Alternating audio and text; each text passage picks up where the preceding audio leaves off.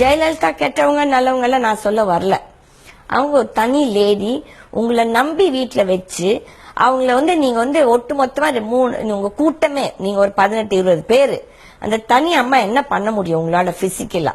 ஏன்னா சசிகலா மூஞ்சிய பாருங்க, அவ கண்ணுல நேர்மை இல்ல. நானும் ஒரு சைக்காலஜிஸ்ட், புரியுதுங்களா? இவ்வளவு நீ பேசுற என்னோட அக்கா அக்கான்ட்டு. எங்க வீட்டுல எல்லாம் என்ன இறந்துட்டா நிஜமாவே நம்மளுக்கு அவங்களை பிடிச்சி ஃபீல் பண்ணோம்னா 16 நாளைக்கு பொட்டு கூட வச்சுக்க மாட்டோம். பட் அடுத்த நாளே பொட்டை வச்சுக்கிட்டு இருக்குது. ஒரு கண்ணீர் விடல. அங்க நின்றுட்டு சும்மா டிராமா பண்ணிட்டு இருந்துச்சு. உடனே மோடி தட்டினோன்னு உடனே அழுக எங்கிருந்து வந்துச்சோ. இதெல்லாம் 8 கோடி மக்கள் இதை நம்பலீங்க. உங்களுக்கு ஜால்ரா போடுறவன் பதவி ஆசையால பதவி இங்க சம்பாதிக்கணும்னு நினைக்கிறவன் தான் உனக்கு ஜால்ரா போடுறான். நானே கேட்டேன், சின்னம்மா என்ன சின்னம்மா, எல்லாத்துக்கும் அவங்க வீட்டுல அவங்க அம்மா இருக்குது இல்ல, அந்த மாதிரி சசிகலான்னு கூப்பிட்டுக்கலாம். நாளைக்கு நீங்க பதவிக்கு வந்துட்டு அவங்கள ஏதோ பெரியப்பான்னு கூப்பிடுவாங்கன்னு நினைக்கிறேன். எனக்கு தம்பிதுரை பத்தி தெரியும். என் காலேஜ்ல அவர் என்னோட படிச்ச என்னோட சீனியர்.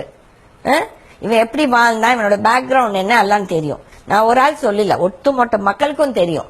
இன்னைக்கு இவன் யோகிதம் பேசுறான். அம்மாவை பத்தி எவ்வளவு கேவலமா பேசுறான் எனக்கு தெரியும். 87 தம்பிதுரை, நீங்க ராஜாராம் வீட்டுல ஒரு மீட்டிங் நடந்தது.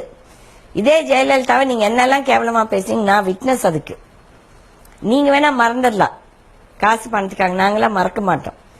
இன்னைக்கு அதே வாய் இன்னைக்கு இந்த அம்மாவுக்கு சின்னம்மா என்ன நீங்களா சொன்னீங்க, பர்மனன்ட் பொதுச் செயலாளர் ஜெயலலிதா அம்மாவை சொன்னீங்க. அதுக்கப்புறம் சொன்னீங்க உங்களை தவிர்த்து வேற யாரும் புடிச்சு தலைவியா வர முடியாதுன்னு. கோயம்புத்தூர்ல ஒரு சில மந்திரி அவெல்லாம் 2வது புடிச்சி தலைவி. ஏன்னா உங்களுக்கு நல்லாவே தெரியும் ஜே வரமாட்டாங்க சொல்லி நாக்குல நரம்பே இல்லாதவனுங்க.